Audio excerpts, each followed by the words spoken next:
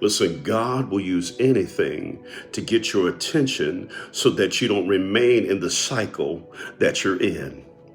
Oh yeah, we go on Bible. Let's go Bible.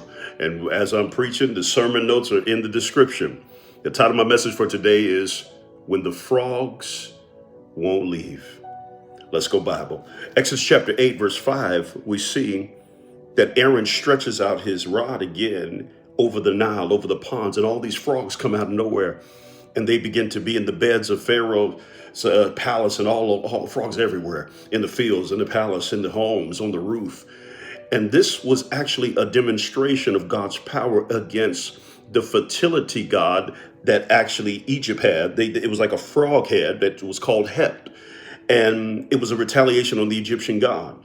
And it was showing Pharaoh that even though you're saying no and rejecting the power of God, I'm going to still show you that I'm God. Point number one, this text teaches us that frogs represent repeated cycles you won't confront.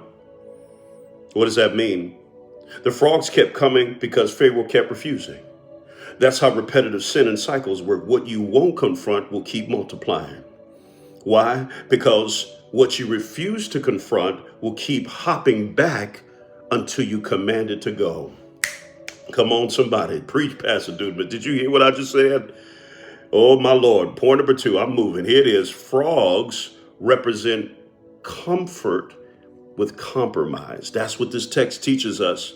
If you notice in verse 10, it says, Pharaoh said, pray to the Lord to take the frogs away tomorrow.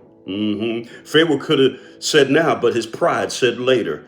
That's the spirit of delay, wanting God's peace without giving him your position. Frogs represent the things we tolerate instead of terminate.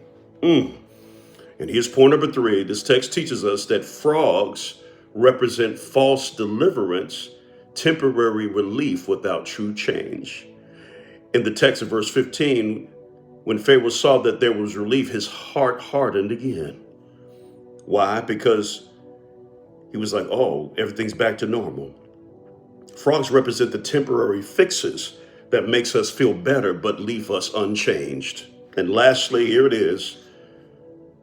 What you do as it relates to being faithful to God, in spite of that cycle, it will actually break if you're willing to break it.